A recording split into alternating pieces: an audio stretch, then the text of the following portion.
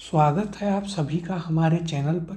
पिछली वीडियो में हमने आपके मुग़ल काल में अकबर बादशाह को पूरा किया था। 2 पार्ट्स में हमने उसे कवर किया। काफ़ी सारे क्वेश्चंस थे, सभी को हमने डिटेल में आपके साथ डिस्कस भी किया और काफ़ी सारे फैक्ट्स आपको वहाँ पर नए भी बताए थे। उसकी PDF आपको हमारी वेबसाइट और टेलीग्राम चैनल दोनों जगह पर मिल जाएगी, जिनका लिंक इस वीडियो के डिस्क्रिप्शन में दिया गया है। तो आप हमारी वेबसाइट भी ज़रूर विज़िट करें और हमारा टेलीग्राम चैनल भी अवश्य ज्वाइन कर लें, जिससे आप PDF ज़रूर डाउनलोड कर पाएँ। आज की इस वीडियो में हम मुग़ल काल में ही अपना अगला टॉपिक जहांगीर के ऊपर बात करेंगे।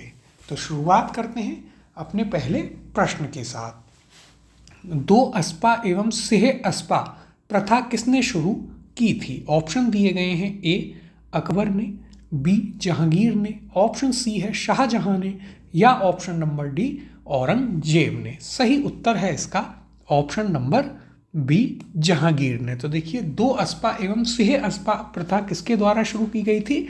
जहांगीर के द्वारा। इस प्रथा में क्या हुआ करता था?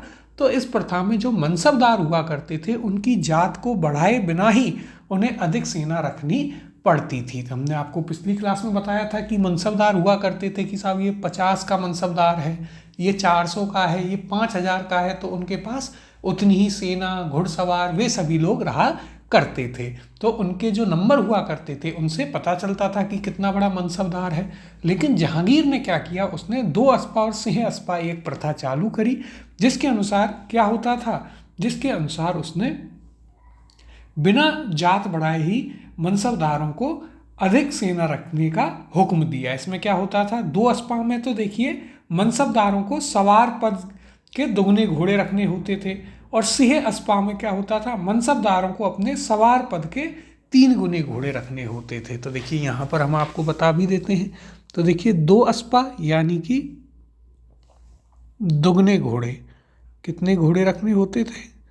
तो 2 अस्पा में उन्हें दुगने घोड़े रखने होते थे। जबकि सिंह अस्पा में यदि हम बात करें तो जितने का उनका मनसब होता था उससे कितना, तो जितने का मनसब है उससे 3 गुना घोड़े उन्हें रखने पड़ते थे। यदि थोड़ा और डिटेल में पूछ ले तो आप ये फैक्ट्स भी इसके बारे में याद रख सकते हैं। अब देखिए यहाँ पर क्या कहा गया है, 2 अस्पा एवं सिंह अस्पा प्रथा जहांगीर ने चलाई थी। इसके अंतर्गत बिना जात पद बढ़ाए ही मनसबदारों को अधिक सेना रखनी पड़ती थी। पहले जितने का मनसबदार है उतनी सेना, फिर क्या कर दिया, यदि 2 अस्पा कर दिया यानी जितने का मनसबदार है उससे दुगनी सेना, और सिंह अस्पा कर दिया तो जितने का मनसबदार है उससे तिगनी सेना उसे रखनी पड़ती थी। अब देखिए यदि हम बात करें जहांगीर की तो कुछ फैक्ट्स इसके बारे में देख लेते हैं। जहांगीर, इसका बचपन का नाम क्या था? तो देखिए इसे ही आप शहजादा सलीम के नाम से जानते हैं, या फिर इसे ही शेखू बाबा कहा जाता था। ये दोनों इसके बचपन के नाम थे, शहजादा सलीम और शेखू बाबा। अब यदि बात करें कि इसकी माता कौन थी, तो देखिए इसकी माता थी हरखा बाई। कौन थी? हरखा बाई इसकी माँ थी। फिर यदि हम बात करें इसके अलावा तो इसकी पत्नी कौन थी, तो ये भी हमने आपको लास्ट क्लास में बताया था कि आमेर के राजा मानसिंह की जो बहन थी वो इसकी पत्नी थी। उनका नाम क्या था? उनका नाम था मानबाई। क्या नाम था? मानबाई। तो देखिए यहाँ पर लिख लीजिए, कल भी आपको बताया था। कौन थी? तो ये आपके मानसिंह की बहन थी, वो इसकी पत्नी थी। और इसी का जो पुत्र था वो कौन था? खुसरो था। इनसे ही इसको एक पुत्र प्राप्त होता है मानबाई से, और उसका नाम क्या था? उसका नाम था खुसरो। आगे इसके बारे में अलग से और डिटेल में बात करेंगे।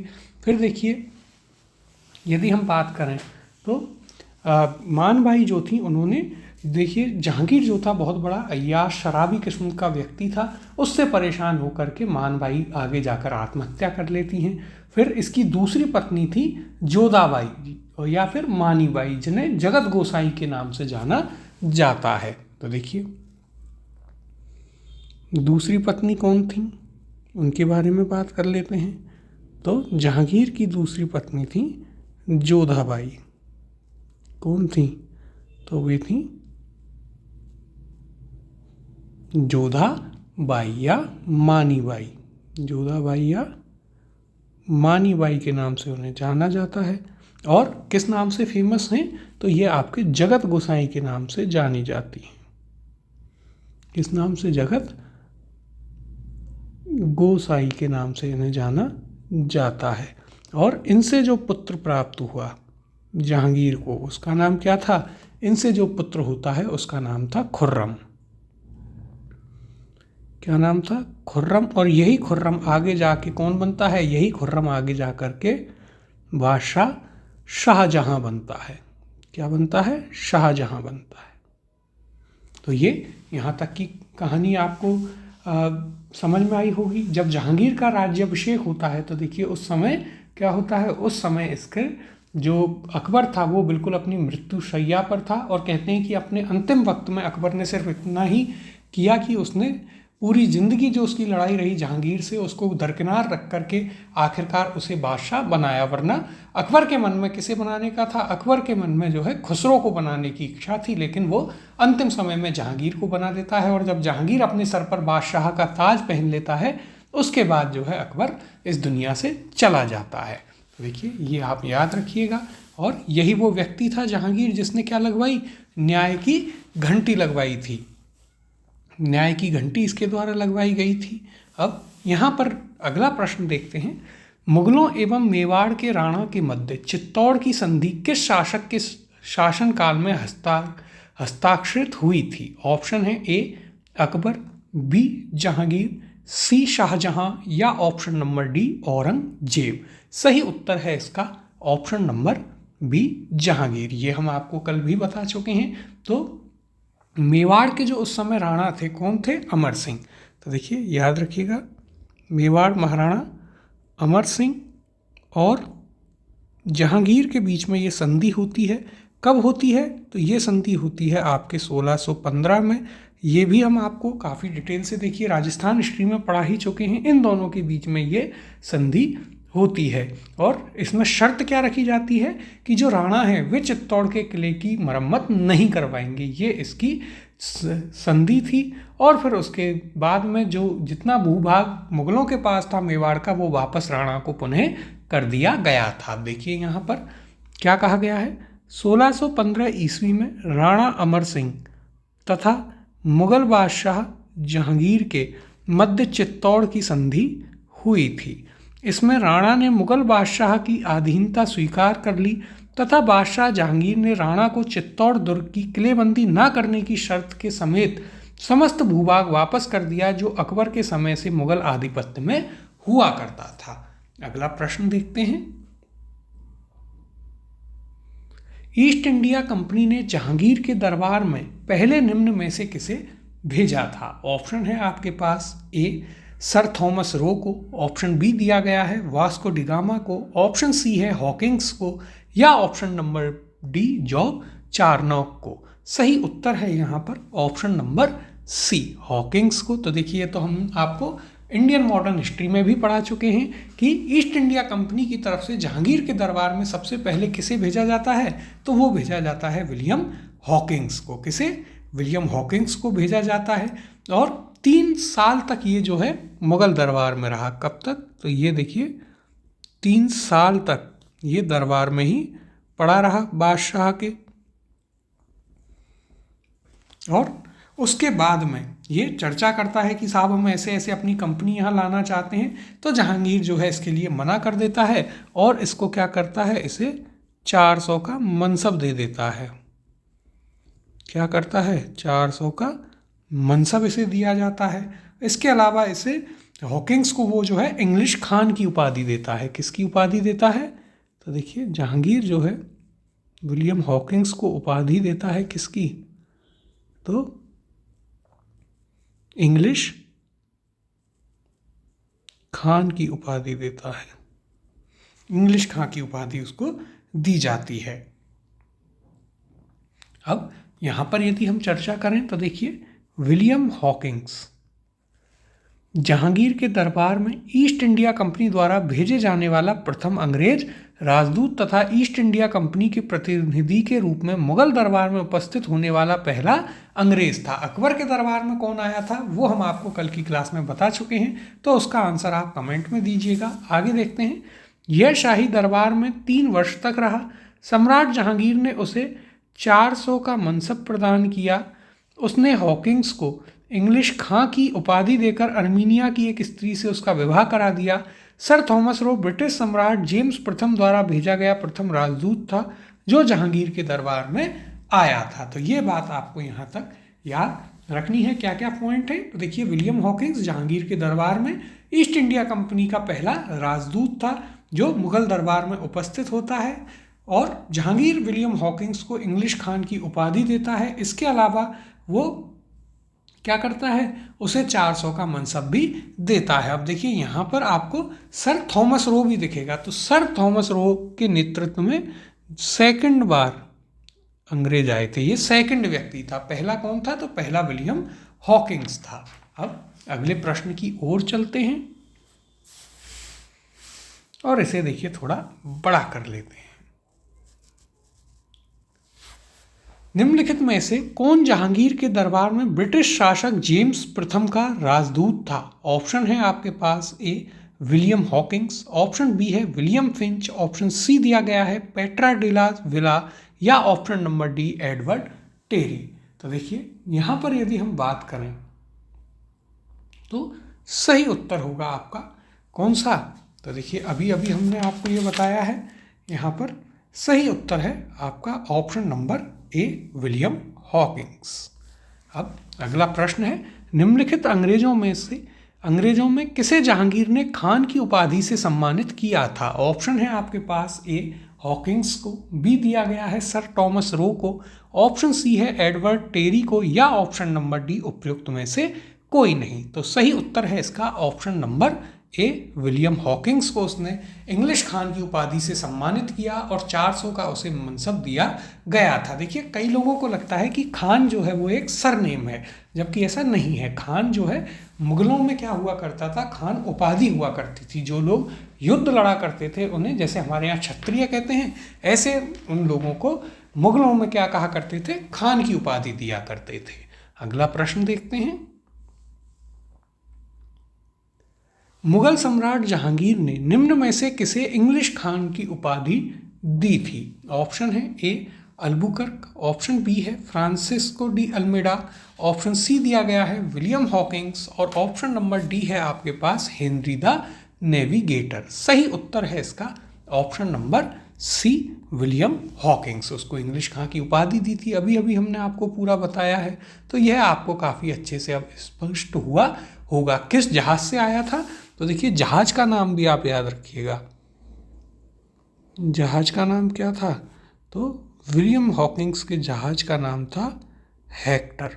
हेक्टर नामक जहाज से यह भारत आता है। कहाँ मिला, तो देखिए ये जहांगीर से आगरा में मिलता है। कहाँ मिला, आगरा में मिला। तो एक फैक्ट आप ये भी याद रख लीजिएगा। और फारसी तुर्की भाषा ये जानता था, 3 साल तक आगरा में रहा, लेकिन इसको कोई भी व्यापार की जो परमिशन है वो नहीं दी जाती है। अगला प्रश्न है, ब्रिटिश राजदूत के रूप में सर थॉमस रो भारत आया था किसके शासन काल में? ऑप्शन है आपके पास ए अकबर के शासन काल में, ऑप्शन बी है औरंगजेब के शासन काल में, ऑप्शन सी दिया गया है जहांगीर के शासन काल में, या ऑप्शन नंबर डी शाहजहां के शासन काल में। सही उत्तर है इसका ऑप्शन नंबर सी जहांगीर के शासन काल में। तो देखिए सबसे पहले कौन आता है, तो सबसे पहले आता है आपका विलियम हॉकिंस। उसके बाद जब उसको परमिशन नहीं मिलती है तो अंग्रेज वापस भेजते हैं किसे, तो वापस भेजते हैं सर थॉमस रो को। कब आता है, तो देखिए इंपॉर्टेंट कुछ फैक्ट्स हैं जो आपको याद रखने हैं। तो ये भारत आया कब, 1615 में। लेकिन मुगल बादशाह से कब मिलता है, तो देखिए यहाँ पर देखिएगा कि जहांगीर से मिला।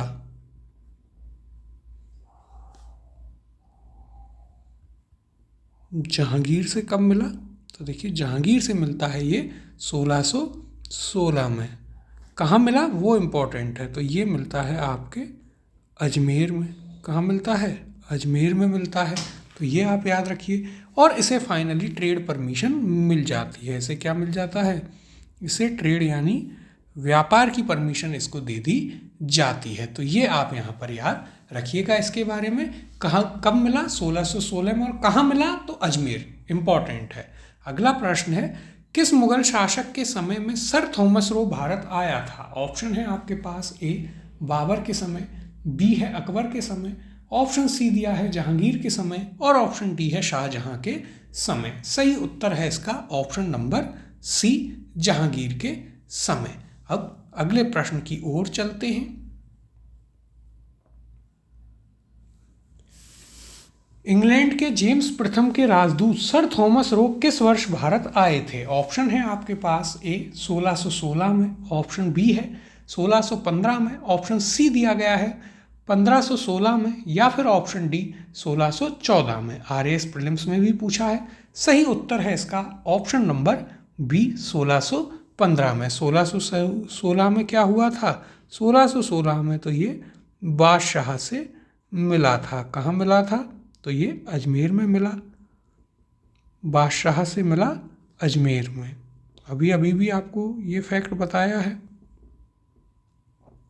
अब देखिए यहाँ पर यदि हम चर्चा करें तो सर थॉमस रो ब्रिटेन के राजा जेम्स प्रथम के दूत के रूप में 18 सितंबर 1615 को सूरत पहुँचता है। जनवरी 1616 में वह अजमेर में जहांगीर के दरबार में उपस्थित हुआ। उसने बादशाह के साथ मांडू, अहमदाबाद तथा अजमेर जैसे अनेक स्थानों पर जाने का अवसर मिला। वह बादशाह के साथ शिकार खेलने भी गया। वह आगरा में 1 वर्ष तक रहा और अंत में वो यहाँ से ट्रेड करने की परमिशन फिर लेकर के जाता है। अगला प्रश्न है, भारत में इंग्लैंड का कौन सा दूत जहांगीर के पीछे अजमेर से मांडू आया? ऑप्शन है आपके पास, ए क्लाइव, ऑप्शन बी दिया है थॉमस रो, ऑप्शन सी है आपके पास लॉर्ड एस्टर, और ऑप्शन डी क्लाइड। सही उत्तर है इसका option number B, Thomas Roe. अगला प्रश्न देखते हैं।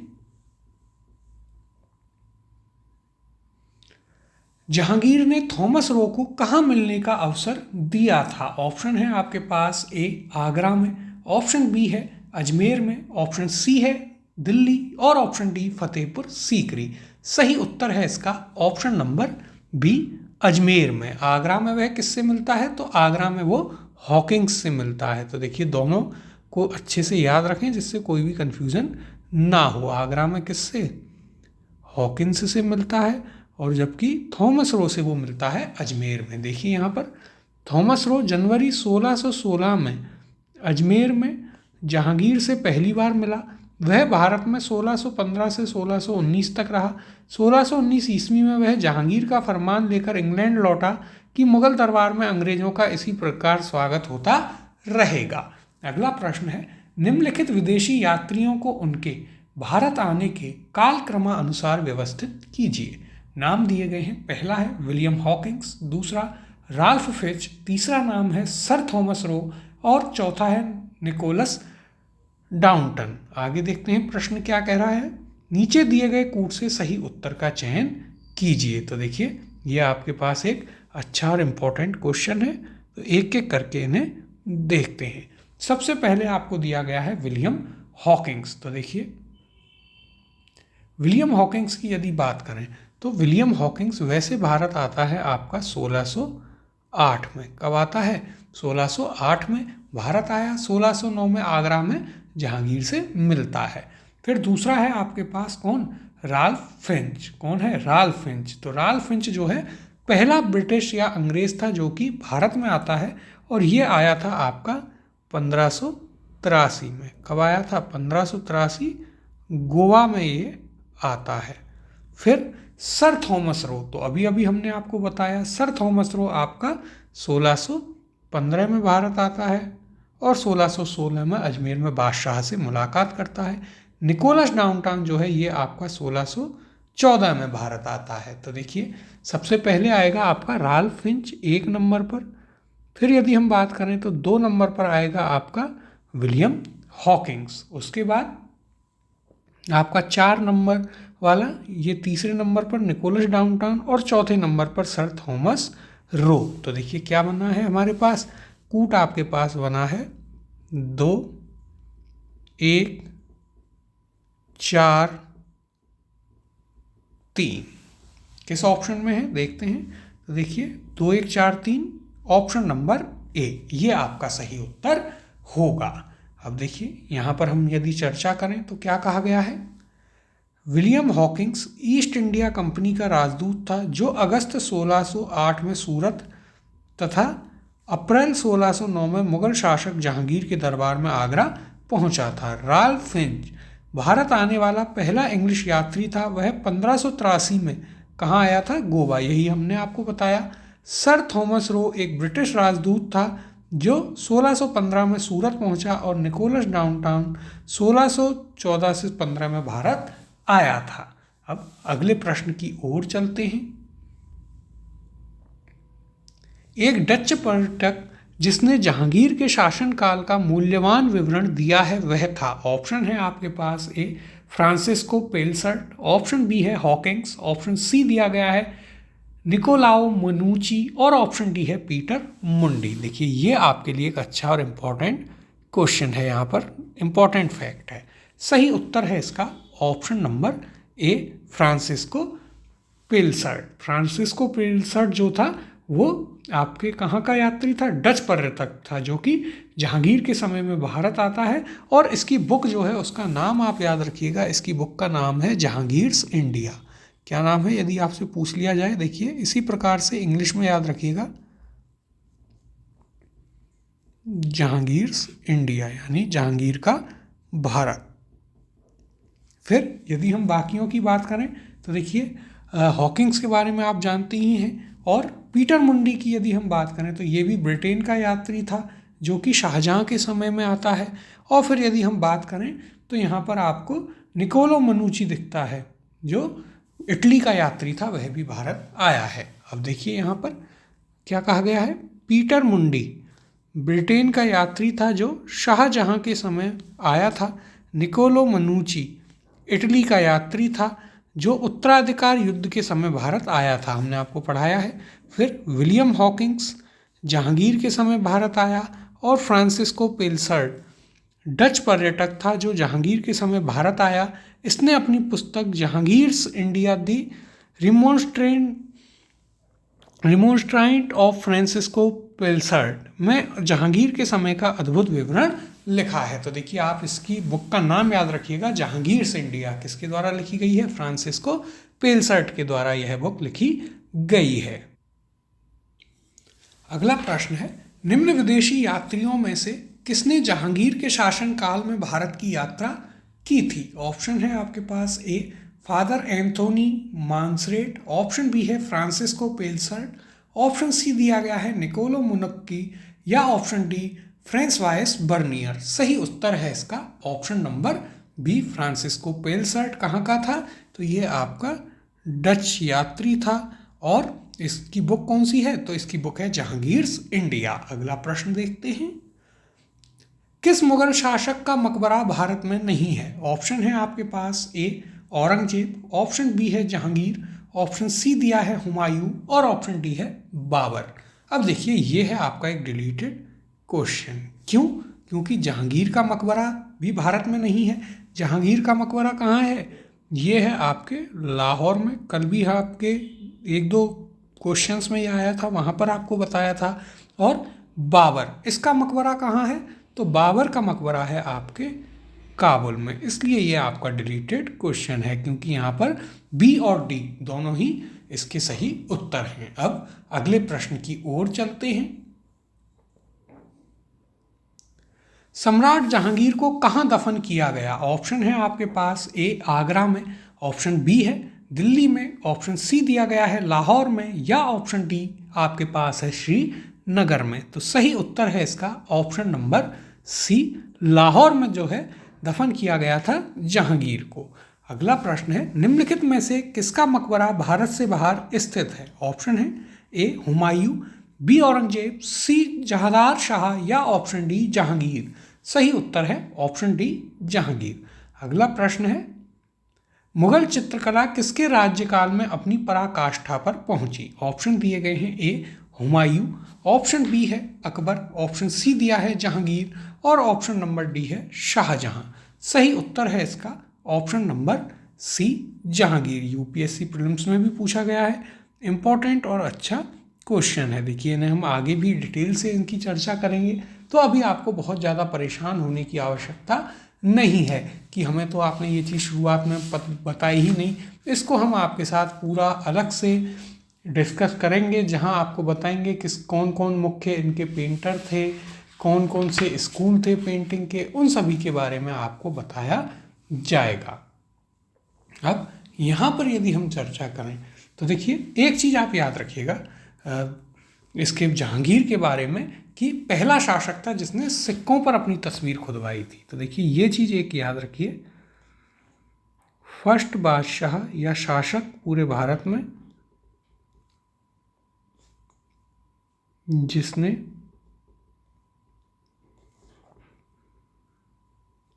सिक्कों पर अपनी तस्वीर छपवाई।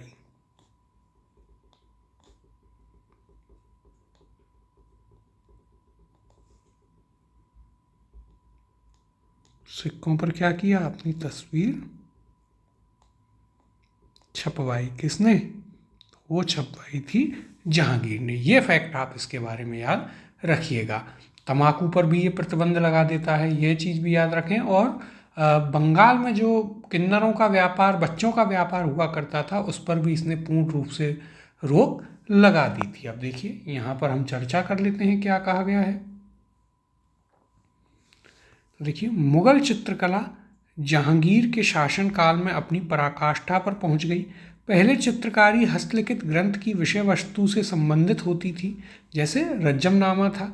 जहांगीर ने उसे इस बंधन से मुक्त कर दिया। फारूक बेग, दौलत मंसूर, अबुल हसन आदि उसके काल के ऐसे चित्रकार हैं जिन्होंने अपनी कलात्मक प्रतिभा की बदौलत मुगल चित्रकला के इतिहास में अपना नाम स्वर्णाक्षरों में अंकित करवा लिया। नाम याद रखिएगा, फारूक बेग, दौलत मंसूर और अबुल हसन का। आगे देखते हैं, जहांगीर के समय के सर्वोत्कृष्ट चित्रकार कौन थे? उस्ताद मंसूर और अबुल हसन थे। सम्राट जहांगीर ने उन दोनों को क्रमशः नादिर उल अस्त्र यानी कि उस्ताद मंसूर तथा नादिर उल जमा ये अबुल हसन को 2 उपाधियां दी थीं। उस्ताद मंसूर प्रसिद्ध पक्षी विशेषज्ञ चित्रकार था, जबकि अबुल हसन को व्यक्ति विशेष चित्र में महारत हासिल थी। तो देखिए काफ़ी इंपॉर्टेंट चीज़ें यहाँ पर आपको मिली हैं, इन्हें अच्छे से याद रखिएगा। क्या क्या चीज़ें हैं? तो सबसे पहली चीज़ कि मुगल काल की जो चित्रकला है वो किसके शासनकाल में अपने चरम पर थी? तो वो था आपका जहांगीर।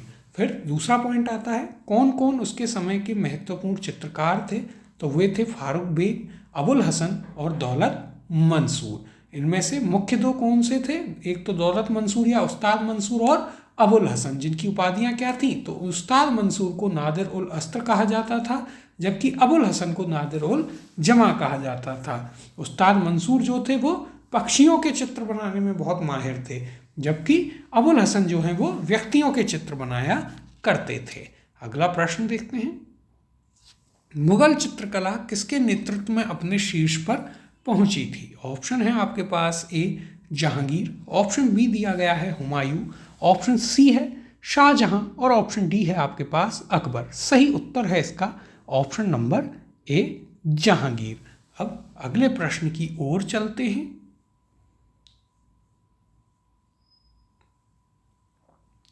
निम्नलिखित चित्रकारों में से किसे जहांगीर ने नादिर उल जमा की पदवी दी थी? ऑप्शन है आपके पास, ए अबुल हसन को, ऑप्शन बी है फारूक बेग को, ऑप्शन सी है बिशन दास को या option number D Agha Raza को। सही उत्तर है इसका option number A, Abul Hasan को उसने नादिर उल जमा की उपाधि दी, जबकि नादिर उल अस्र जो है वो दौलत मंसूर को दी गई थी। तो देखिए यहाँ पर हम लिख लेते हैं, ये तो इनकी हो गई। और फिर नासिर उल अस्र कौन सी है दूसरी उपाधि? दूसरी उपाधि है आपके नासिर उल अस्र। ये किसको दी गई? तो ये दी गई थी आपके दौलत मंसूर को। दोनों ही इंपॉर्टेंट हैं, याद रखिएगा। अगला प्रश्न है, जहांगीर कालीन निम्नलिखित में से किस एक चित्रकार को नादिर उल असर की उपाधि प्रदान की गई? तो देखिए वही प्रश्न आ गया जो अभी बताया। ऑप्शन है आपके पास ए दौलत, ऑप्शन बी है बिशन दास, ऑप्शन सी मनोहर और ऑप्शन डी मंसूर। सही उत्तर है इसका ऑप्शन नंबर डी मंसूर। अगला प्रश्न है, जहांगीर के दरबार में पक्षियों का सबसे बड़ा चित्रकार था। ऑप्शन दिए गए हैं ए ख्वाजा अब्दुस मद, ऑप्शन बी है सैयद अली तब्रीजी, ऑप्शन सी दिया गया है बसावन और ऑप्शन डी है आपके पास मंसूर। सही उत्तर है इसका ऑप्शन नंबर डी मंसूर जो थे वो पक्षियों के चित्रकार थे, जबकि अबुल हसन जो है वो व्यक्तियों के चित्रकार हुआ करते थे। अगला प्रश्न देखते हैं, निम्नलिखित मुगल बादशाहों में किसने अपनी आत्मकथा ऑटोबायोग्राफी फारसी में लिखी थी? ऑप्शन है आपके पास ए बाबर ने, ऑप्शन बी है अकबर ने, ऑप्शन सी दिया गया है जहांगीर ने और ऑप्शन डी है आपके पास औरंगजेब ने। सही उत्तर है इसका ऑप्शन नंबर सी जहांगीर ने। देखिए इंपॉर्टेंट क्वेश्चन है, कई लोग यहाँ पर कंफ्यूज होंगे कि साहब बाबर ने भी तो लिखी थी, लेकिन याद रखिएगा हमने आपको उस टाइम भी बताया था कि इम्पोर्टेंट फैक्ट है, बाबरनामा किस में लिखी गई है? बाबरनामा या तुजुक बाबरी ये आपकी तुर्की भाषा में है। वो फारसी इतना नहीं लिखता था, पढ़ा लिखा नहीं था, लेकिन जो जहांगीर था उसने अपनी आत्मकथा ऑटोबायोग्राफी जो है वो किस में लिखी है? तुजुक जहांगीरी वो लिखी है उसने फारसी में। क्या नाम है इसकी ऑटोबायोग्राफी का? ऑटोबायोग्राफी का नाम है तुजुक जहांगीरी।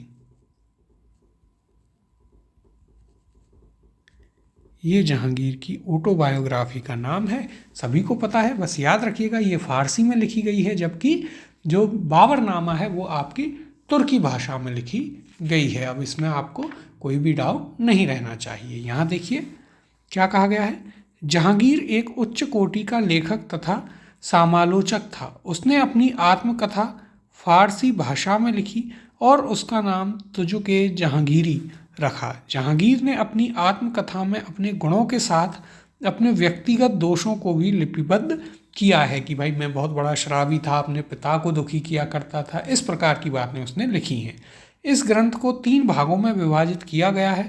प्रथम भाग ग्रंथ की प्रस्तावना है जो जहांगीर की मृत्यु के बाद मोहम्मद हादी के द्वारा लिखी गई है तथा इसके अंतर्गत बादशाह के आरंभिक जीवन का उल्लेख किया गया है। दूसरा भाग ग्रंथ का मूल भाग है जिसकी रचना जहांगीर ने स्वयं की थी। ग्रंथ के तीसरे भाग की रचना भी मोहम्मद हादी ने की। बाबर ने अपनी आत्मकथा तुजुक बाबरी तुर्की भाषा में लिखी थी। यही हमने आपको बताया था और यही इस क्वेश्चन का ट्विस्ट था, यही इस क्वेश्चन को एक अच्छा क्वेश्चन बनाता है। क्योंकि देखिए यहाँ पर क्या होगा, अधिकतर लोग कहाँ कंफ्यूज हो जाएंगे कि यार बाबर ने भी अपनी ऑटोबायोग्राफी लिखी है और जहांगीर ने भी लिखी है। बस एक छोटा सा पॉइंट है कि तुजुक बाबरी जो है वो तुर्की भाषा में लिखी गई है, ना कि आपके फारसी भाषा में। फारसी में तो उसका अनुवाद किया गया था, अनुवादक कौन थे वो भी हम आपको बता चुके हैं। अगले प्रश्न की ओर चलते हैं। अबुल फजल के हत्यारे को पुरस्कृत किया गया था। ऑप्शन है ए अकबर के द्वारा, ऑप्शन बी दिया है जहांगीर के द्वारा, ऑप्शन सी है आपके पास मानसिंह के द्वारा या ऑप्शन नंबर डी उपयुक्त में से कोई नहीं। सही उत्तर है इसका ऑप्शन नंबर बी जहांगीर के द्वारा। तो देखिए ये जो क्वेश्चन है हम आपको पिछली क्लास में भी इसके बारे में हमने आपको कहानी सुनाई थी कि अकबर जो है जहांगीर से बड़ा परेशान रहता था। जहांगीर हमेशा शराब पिया करता था, अकबर को और लोगों को गाली दिया करता था, बहुत उन्हें परेशान किया करता था। एक दिन जो है अकबर अपने दोस्त अबुल फजल के पास पैगाम भिजवाता है कि यार तुम यहाँ आओ और हमें कुछ बात करनी है। लेकिन जहांगीर को इसका पता चलता है और जहांगीर के दिमाग में एक चीज़ थी कि मेरे पिता मुझसे नफरत करते हैं, उसका सबसे बड़ा कारण मेरी शराब, बदतमीजी ये सब नहीं है बल्कि ये अबुल फजल है। जो तब अबुल फजल आगरा की तरफ आ रहे होते हैं तो जहांगीर क्या करता है, जहांगीर उन्हें जो बुंदेला सरदार था वीर सिंह देव उसके हाथों मरवा देता है। कौन मारता है तो देखिए उसका नाम हमने आपको क्लास में बताया भी था, बुंदेला सरदार वीर सिंह देव, पूरा नाम याद रखिएगा। बुंदेला सरदार वीर सिंह देव क्या करता है, ये अबुल फजल की हत्या कर देता है। इसके बाद जो है जहांगीर जब को बड़ा बहला फुसला करके अकबर बुलवाता है आगरा के किले में और फिर बड़ी कुटाई करता है उसकी बेल्टों से कि ये तुमने मूर्ख ये क्या किया। अब देखिए यहाँ पर, लेकिन देखिए बड़ा अंतर आया। कहते हैं कि जिम्मेदारी जो है इंसान को बहुत सीरियस बना देती है। तो वही जहांगीर जो पहले सबको परेशान करता था, जब बादशाह बनता है तो एकदम पूरी पर्सनैलिटी चेंज हो जाती है। बड़ा गंभीर किस्म का व्यक्ति, अपनी प्रजा के बारे में सोचने वाला व्यक्ति और बहुत अच्छे से शासन करने वाला व्यक्ति बनता है। यानी कि अकबर जो सोचता था कि ये बहुत नालायक है, उसका विपरीत वो कहीं ना कहीं अपने आप को सिद्ध करता है। देखिए यहाँ पर नवंबर 1605 में आगरा के किले में जहांगीर का राज्याभिषेक हुआ और उसने नूरुद्दीन मोहम्मद जहांगीर बादशाह गाजी की उपाधि धारण की। जहांगीर ने अपने पक्ष के सरदारों को उच्च पद प्रदान किए, जिनमें से एक अबुल फजल का हत्यारा बुंदेला सरदार वीर सिंह देव भी था। अकबर की परंपरा को स्थापित रखते हुए जहांगीर ने अपना शासन उदारता से आरंभ किया और गद्दी पर बैठते ही उसने विभिन्न लोकहितकारी आदेश दिए। तो देखिए उसने कहीं ना कहीं अपने पिता को जो है, जीते जी तो नहीं लेकिन मरने के बाद उसके पिता को जरूर गर्व हुआ होगा कि जिसे मैं नालायक समझता था उसने इतने शानदार तरीके से शासन को चलाया। और ये आप जब डिटेल में पढ़ेंगे तो आपको समझ में आएगा कि एकदम से ही जो है वक्त बदल दिए, जज्बात बदल दिए, वो वाला काम यहाँ पर जहांगीर करके दिखाता है। अगला प्रश्न है, निम्नलिखित में से किसने जहांगीर के विरुद्ध विद्रोह किया था। नाम दिए गए हैं, पहला है आसफ खां, दूसरा है खुर्रम, तीसरा महावत खां और चौथा है खुसरो। ऑप्शन है आपके पास, ए केवल पहले और दूसरे ने, ऑप्शन बी है केवल दूसरे और तीसरे ने, ऑप्शन सी दिया गया है केवल दूसरे और चौथे ने, और ऑप्शन डी है दूसरे तीसरे चौथे ने। तो देखिए इंपॉर्टेंट क्वेश्चन है, एक एक करके नामों को देखते हैं। तो देखिए सबसे पहला नाम है आसफ खां का, तो इसने विद्रोह नहीं किया था। फिर है खुर्रम, तो इसके द्वारा विद्रोह किया गया था, ये आपका सही है। फिर महावत खां, तो महावत खां के द्वारा भी विद्रोह किया गया, ये भी सही है। और खुसरो के द्वारा, तो यह भी आपका सही है। यानी 2, 3 और 4 इनके द्वारा विद्रोह किया गया था। ऑप्शन नंबर डी आपका सही उत्तर होगा। अब देखिए यहाँ पर हम इनके बारे में कुछ बात भी कर लेते हैं। तो देखिए जहांगीर के शासनकाल में कौन कौन से मुख्य विद्रोह हुए थे। तो देखिए सबसे पहले 1606 में जो है खुसरो विद्रोह करता है। कौन करता है? खुसरो 1606 में। क्यों करता है कि इसको जो है खुसरो को इसका जो मामा था मान सिंह और इसका जो ससुर हुआ करता था मिर्जा अजीज कोका, उन दोनों का समर्थन था। गुरु अर्जन देव जो थे उन्होंने भी खुसरो को आशीर्वाद प्रदान किया और इसी कारण से जहांगीर उनसे नाराज हुआ और अर्जन देव की हत्या करवा दी और यहीं से सिख और मुस्लिम जो हैं वो बिल्कुल एक दूसरे के विरोधी हो गए। वरना पहली बड़ी मित्रता हुआ करती थी सिखों में और मुगलों में। सिखों को गोल्डन टेम्पल के लिए भी जो ज़मीन दान में दी गई वो भी बादशाह अकबर के द्वारा दी गई थी, ये भी हम आपको बता चुके हैं। फिर देखिए जब खुसरो विद्रोह कर देता है तो 1606 में ही बहरवाल का युद्ध होता है खुसरो और महावत खां के बीच में। तो खुसरो वहाँ पर हार जाता है और महावत खां उसकी आंखें फोड़ देता है और बाद में शाहजहाँ बुरहानपुर में खुसरो की हत्या 1621 में करवा देता है। तो देखिए मुगल बादशाहत को ऐसी ही रही कि कभी किसी बाप ने बेटे को मारा और कभी बेटे ने बाप को कैद करके मरवा दिया। तो वो एक तख्त की कहानी अलग है जो कि पॉलिटिक्स में आज तक होती है कि कोई अपने सगों से भी नहीं चूकता है, वो बातें अलग हैं। तो देखिए 1606 में खुसरो का विद्रोह और इसमें याद रखिएगा बहरावल का युद्ध। कौन सा युद्ध? तो युद्ध होता है आपके बहरावल। किस किस के बीच में ये युद्ध हुआ? तो युद्ध हुआ आपके एक तो खुसरो के बीच में और जहांगीर की साइड से कौन गया? तो जहांगीर की साइड से गया महावत खां। कौन जाता है? महावत खां जाता है। तो खुसरो आपका हार जाता है, महावत खां इस युद्ध को जीतता है। फिर 1621 में शाहजहां जो है इसकी हत्या बुरहानपुर में करा देता है। फिर इसके बाद में हमने यहाँ पर देखा है, देखिए कौन इसकी बात की, फिर आपके महाबत खां भी विद्रोह कर देता है। और उसके बाद में यदि हम बात करें तो आपका जो खुसरो है वो भी काफ़ी विद्रोह करता है। देखिए इसकी कहानी पूरी अलग है। तो यहाँ पर यदि हम बात करें खुसरो, यानी इसकी हमने बात करी। खुर्रम जो है, खुर्रम कौन था? शाहजहां। तो ये भी विद्रोह करता है। ये कब विद्रोह करता है? तो ये करता है आपके 1622 में। इसकी भी पूरी ये कहानी है। तो नूरजहां जो थी, जो कि इसकी वाइफ हुआ करती थी, किसकी? जहांगीर की, जो इसका वास्तविक नाम मेहरुनिसा था, ये उस पर पूरी तरीके से अपना कंट्रोल कर लेती है। और एक समय ऐसा आता है कि सभी शक्तियां नूरजहां के पास में होती हैं। और नूरजहां वो औरत होती है जो शाही फरमानों पर हस्ताक्षर किया करती थी, इसके झरोखे दर्शन हुआ करते थे। और फिर नूरजहां जो है 1622 में शाहजहां विद्रोह करता है दक्कन में। महाबत खां और परवेज जो है जहांगीर का बेटा, वो उसका दमन करते हैं। फिर 1626 में आपके महाबत खां का भी विद्रोह हो जाता है, और जो परवेज का समर्थक था, और इसको जहांगीर को क्या करता है? परवेज खां जहांगीर को बंधक बना लेता है। फिर बाद में आसफ खां और नूरजहां महाबत खां पर आक्रमण करते हैं, पराजित हो जाते हैं, और ये नूरजहां को भी बंदी बना लेता है, इतना ताकतवर हो गया था। अब देखिए यहाँ पर हम इसकी चर्चा भी कर लेते हैं, क्या कहा गया है। तो जहांगीर के सबसे बड़े पुत्र खुसरो ने जहांगीर की गद्दी पर बैठने के शीघ्र बाद ही विद्रोह किया, जो कि 1606 ईस्वी में पराजित हुआ। देखिए, क्योंकि खुसरो को एक वो था कि साहब उसका जो दादा था अकबर, वो ऐसे ही बनाना चाहता था। तो खुसरो को ये कसक थी कि यार बादशाह बनने का नंबर मेरा है और बन हमारे पिताजी गए, तो भले पिताजी होंगे घर पर, लेकिन बादशाह तो मैं ही बनूंगा। फिर आगे देखिए, 1623 में शहजादे खुर्रम के विद्रोह का महाबत खान के नेतृत्व वाली मुगल सेना ने दमन किया। 1626 ईस्वी में महाबत खान ने जहांगीर के विरुद्ध भी विद्रोह कर दिया था। तो यही सारी चीज़ें हमने आपको ऊपर बताई, इनकी पूरी कहानी भी आपको सुनाई है। अब अगला प्रश्न देखते हैं,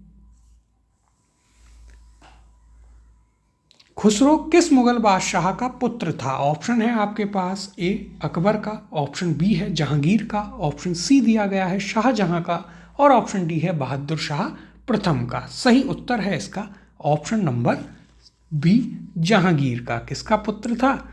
खुसरो जहांगीर का। इसके बारे में हमने आपको बताया था शुरुआत में ही कि ये मानबाई का बेटा था।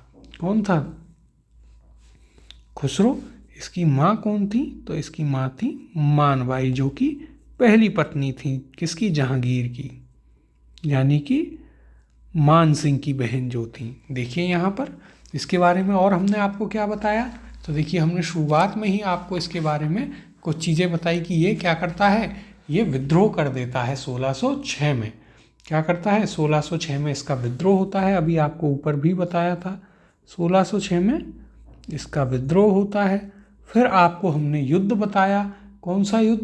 तो देखिए, इसके समर्थन में कौन कौन था, समर्थन किस किस का था इसको, तो वो भी याद रखिए। एक तो मान सिंह का। मान सिंह क्यों समर्थन कर रहा था? राजा मान सिंह, राजा मान सिंह इसका मामा हुआ करता था, तो मामा तो भांजे का समर्थन करेगा ही, जैसे शकुनी ने किया। और एक मिर्जा अजीज को का एक और समर्थक था इसका, वो कौन था? वो था मिर्जा अजीज को का। तो देखिए, जो अजीज होगा वही तो समर्थन करेगा, मिर्जा अजीज को का। मिर्जा अजीज कौन था? तो ये इसका ससुर था। ये दोनों इसका समर्थन कर रहे थे। फिर खुसरो जो है ये गुरु अर्जन देव के यहाँ शरण लेता है। ये पॉइंट भी आप लिख लीजिए, किसके शरण लेता है? गुरु अर्जुन देव जो थे।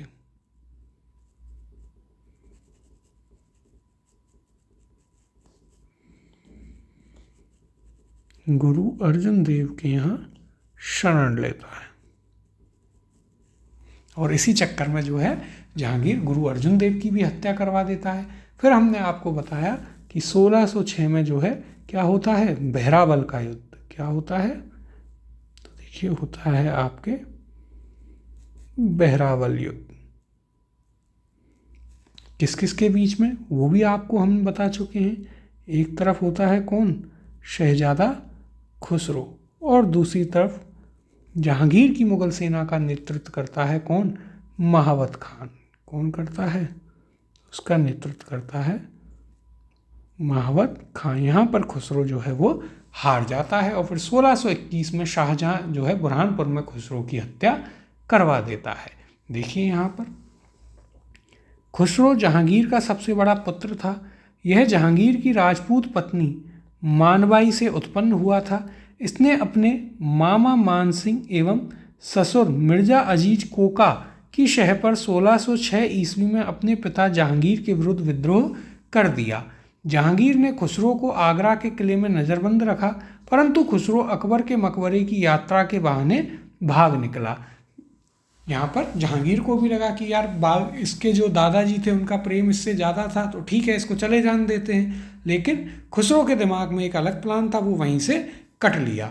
फिर देखिए बाद में खुसरो को जहांगीर द्वारा समझाने का प्रयास असफल होने पर भैरोवाल नामक स्थान या फिर भैरवाल नामक स्थान पर पिता पुत्र के मध्य युद्ध हुआ, जिसमें खुसरो पराजित हुआ। इसको पकड़कर कैद में डाल दिया गया। कालांतर में खुसरो द्वारा जहांगीर की हत्या के षड्यंत्र रचने के कारण इसे अंधा करवा दिया गया। खुर्रम यानी शाहजहां ने अपने दक्षिण अभियान के समय खुसरो को अपने साथ ले जाकर के 1622 ईस्वी में उसकी हत्या करवा दी। खुर्रम को भी ये था कि यार राजा तो बादशाह तो मुझे बनना है, अंधा है तो क्या हुआ, चाल तो चल ही सकता है। तो वो क्या करता है, वो आगे इसे ले जाता है दक्षिण अभियान पर अपने साथ और फिर इसकी हत्या ही करवा देता है कि ना रहेगा बांस ना बजेगी बांसुरी। अगले प्रश्न की ओर चलते हैं। निम्न में से कौन नूरजहां के गुट का सदस्य नहीं था? ऑप्शन है आपके पास, ए जहांगीर, बी गियास बेग, सी आसफ खां या ऑप्शन डी खुर्रम। तो देखिए इंपॉर्टेंट क्वेश्चन है और नूरजहां काफ़ी एक इम्पॉर्टेंट फैक्टर है जब आप जहांगीर पढ़ते हैं। सही उत्तर है इस प्रश्न का ऑप्शन नंबर ए जहांगीर। जहांगीर जो है वो नूरजहां का जो गुट था उसका सदस्य नहीं था। अब हम यहाँ पर बात कर लेते हैं नूरजहां की। तो नूरजहां कौन थी? नूरजहां थी साहब जहांगीर की तीसरी पत्नी। पहली दो पत्नियां हमने आपको शुरुआत में बताई, इसको रिजर्व में रख रखा था इसी कारण से कि ये डिटेल में अलग से बात करेंगे। पहली कौन थी? तो सबसे पहली मानबाई थी, दूसरी कौन थी? जोधाबाई थी, और तीसरी आती हैं नूरजहां। ये इसकी तीसरी पत्नी थी। अब नूरजहां के बारे में यदि हम बात करें तो देखिए इसका नूरजहां का देखिए वास्तविक नाम यहाँ पर देख लेते हैं। पूछा जा सकता है कि नूरजहां का वास्तविक नाम क्या था? तो नूरजहां का वास्तविक नाम था मेहरुन्निसा। क्या नाम था? मेहरुन्निसा। ये इसका वास्तविक नाम हुआ करता था। फिर यदि हम बात करें तो इसका पति था अली कुली बेग। वो जो है अली कुली बेग को शेर अफगान की उपाधि देता है जहांगीर और उसकी हत्या करवा देता है। पति कौन था? पति था साहब इसका अली कुली बेग।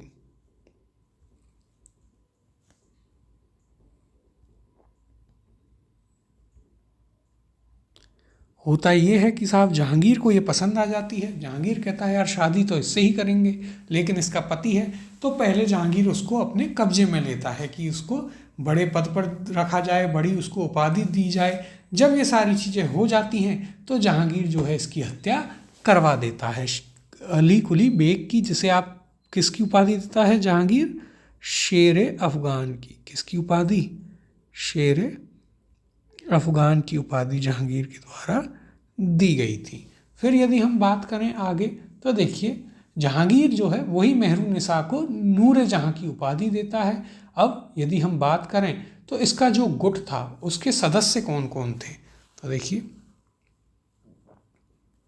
गुट इंपॉर्टेंट है, यहाँ से सीधे क्वेश्चन होगा। तो पहला सदस्य था इसका पिता। इसका पिता वो आदमी था जो अपनी बेटी के टुकड़ों पे पलता था कि जहाँ बेटी की शादी हो गई मैं तो वहीं रहूँगा। पिता का नाम था गियास बेग। क्या नाम था? गियास बेग।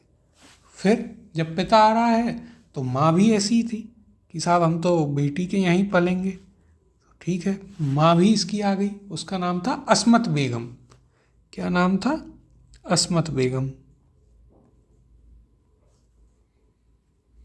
लेकिन एक काम अस्मत बेगम बहुत अच्छा करके गई कि इसने इत्र का आविष्कार किया।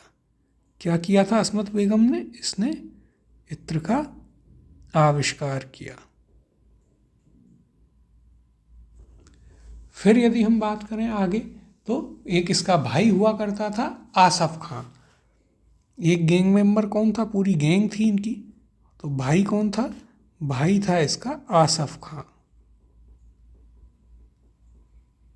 नूरजहां का भाई था आसफ खां। और बेटा था, बेटे का नाम क्या था? बेटे का नाम था खुर्रम, जो कि आगे जाकर के क्या बनता है? जो कि आगे जाकर बनता है शाहजहां। खुर्रम या शाहजहां, ये इसके प्रमुख गैंग मेंबर थे। अब देखिए ये इतना जो है वश में कर लेती है आगे जाकर के जहांगीर को कि सारी शक्तियां इसके पास होती हैं, शाही फरमानों पर खुद साइन किया करती थी। तो देखिए याद रखिए क्या करती थी? एक नंबर की बदमाश औरत।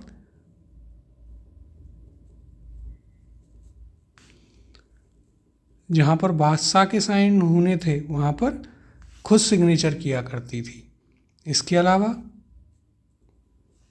और क्या करती थी? तो देखिए झरोखा दर्शन लगाया करती थी कि एक दिन जो है मैं झरोखे में आऊँगी और सभी महिलाएं जो है मुझे देखने आएँ। ये झरोखा दर्शन किया करती थी।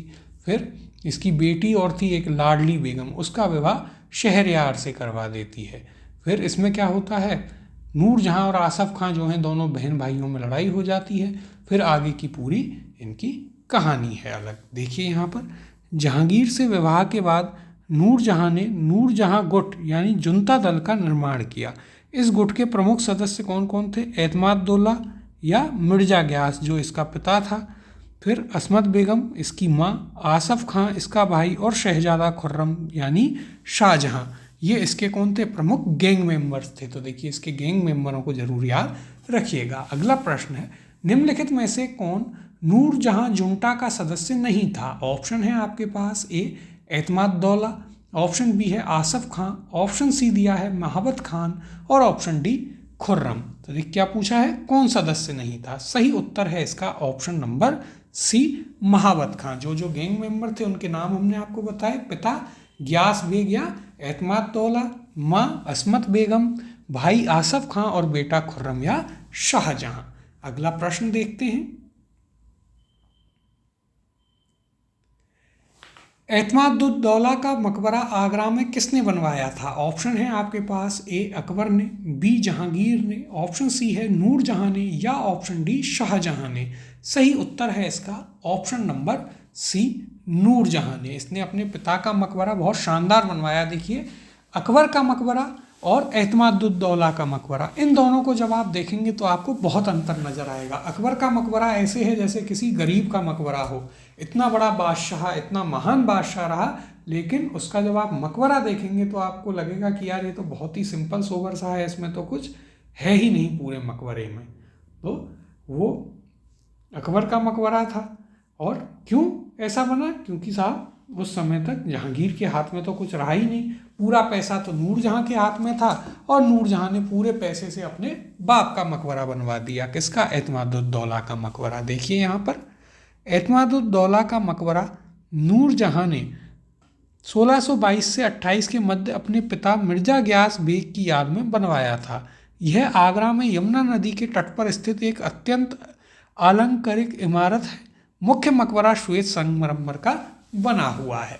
अगला प्रश्न है, पर्चिनकारी या फिर पिट्रा ड्यूरा निम्न में से किससे संबंधित है? ऑप्शन है आपके पास ए दीवारों में अर्धकीमती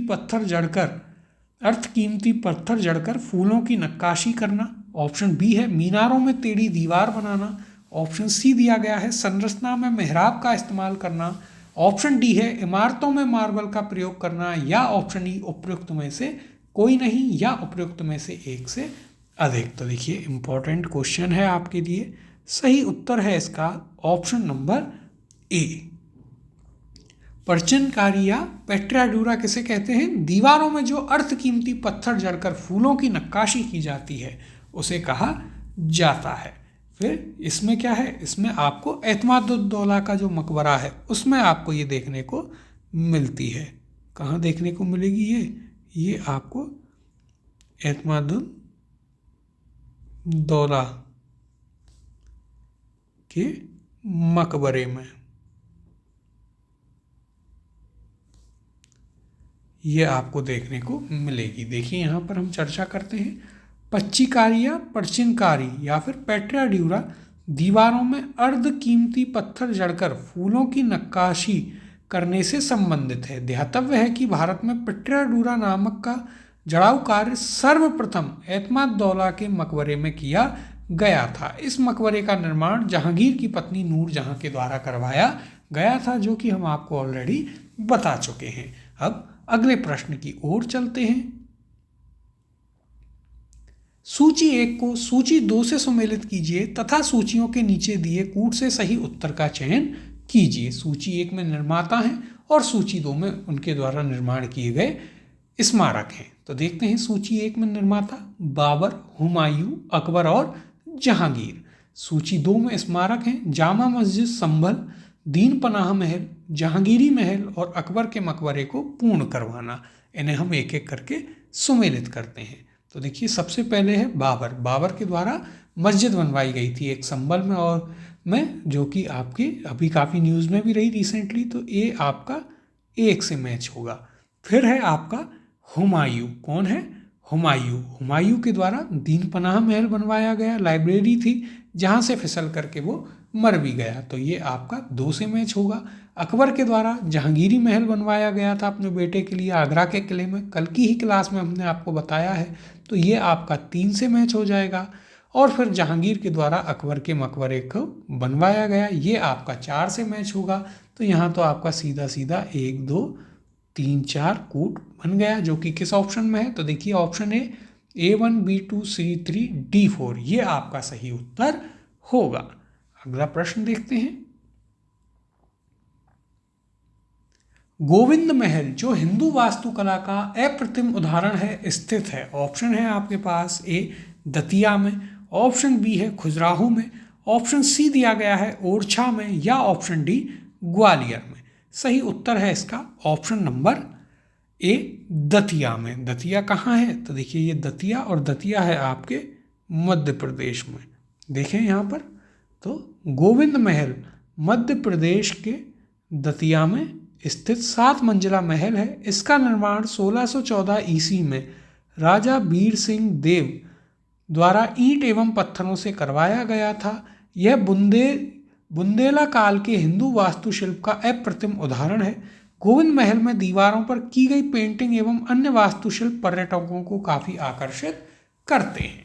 अगला प्रश्न है, निम्नलिखित में से कौन सा युग्म सुमेलित नहीं है? ऑप्शन है ए अकबर का मकबरा सिकंदरा, ऑप्शन बी है जहांगीर का मकबरा शाहदरा, ऑप्शन सी शेख सलीम चिश्ती का मकबरा फतेहपुर सीकरी और ऑप्शन डी शेख निजामुद्दीन औलिया का मकबरा अजमेर। तो देखिए एक एक करके इन्हें देखते हैं। पहला है अकबर का मकबरा सिकंदरा, आगरा के पास में, बिल्कुल सही है।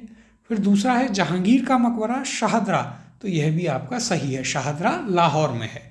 तीसरा है शेख सलीम चिश्ती का मकबरा फतेहपुर सीकरी, बिल्कुल सही है। कल ही हमने आपको बताया था कि सीकरी में जो है एक पूरा फतेहपुर सीकरी नाम का नगर बसाता है अकबर, और उसमें शेख सलीम चिश्ती का मकबरा भी स्थित है। अब ऑप्शन डी शेख निजामुद्दीन औलिया का मकबरा अजमेर, तो यह आपका क्या है? गलत सुमेलित है। इनका मकबरा अजमेर में ना होकर के कहाँ है?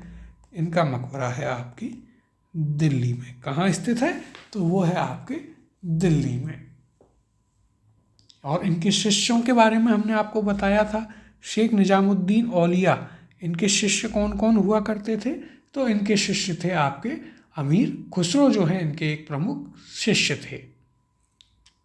अमीर खुसरो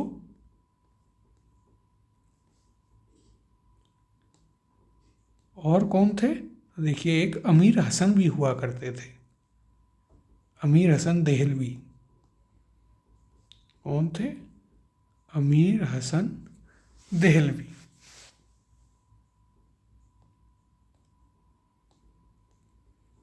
ये दोनों कौन थे? ये दोनों इनके शिष्य हुआ करते थे। ये फैक्ट भी आप इनके बारे में याद रखिएगा। इसी के साथ ही हमने आपके जितने भी क्वेश्चन थे वो पूरे कर लिए हैं। इस चैप्टर के सारे क्वेश्चंस हो गए हैं और काफ़ी अच्छे से उन्हें आपके साथ में डिटेल से डिस्कस भी किया गया है। जहांगीर से रिलेटेड जो भी फैक्ट्स थे, जो भी चीज़ें थी, वो आपसे यहाँ पर डिस्कस कर ली गई हैं।